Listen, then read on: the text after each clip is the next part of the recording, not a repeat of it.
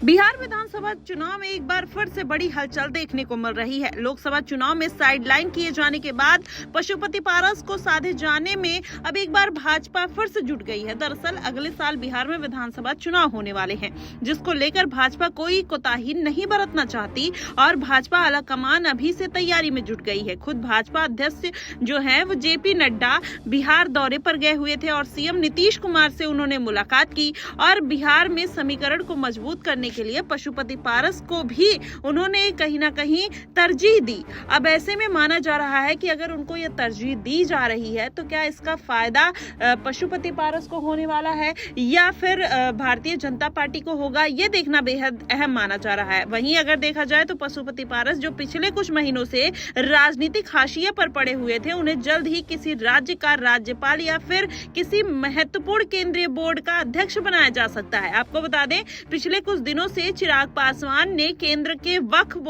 Bill board और सरकारी नौकरी में लेटरल एंट्री के फैसले का विरोध किया। साथ ही SC/ST आरक्षण के क्रीमी लेयर के प्रावधान का भी विरोध किया। अब भाजपा पशुपति पारस को अहम जिम्मेदारी देकर उनका कद बढ़ाना चाहती है ताकि वो चिराग के बराबर हो सके और उनको कंट्रोल किया जा सके।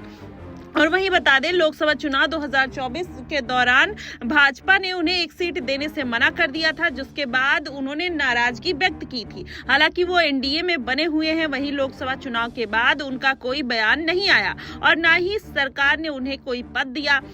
अब कयास लगाए जा रहे हैं कि उनको भाजपा कोई बड़ा पद दे सकती है और पिछले ही चुनाव में अगर देखा जाए तो कहीं ना कहीं पशुपति पारस को भले ही साइडलाइन किया गया था, लेकिन इस बार के उपचुनाव में जो उनकी महत्ता है वो बढ़ती हुई नजर आ रही है। वहीं पिछले दिनों उन्होंने गृह मंत्री अमित शाह से मुलाकात की थी, जिसके बाद उन्होंने राज्यपाल के लिए उनका नाम आगे किया जाएगा, इस तरीके के भी कयास लगाए जा रहे हैं। तो वहीं अगर देखा जाए ऐसा कुछ देखने को मिलता है तो कहीं ना कहीं भारतीय जनता पार्टी में पशुपति पारस का कद तो बढ़ेगा, लेकिन चिराग पासवान का पद घटता हुआ नजर आएगा।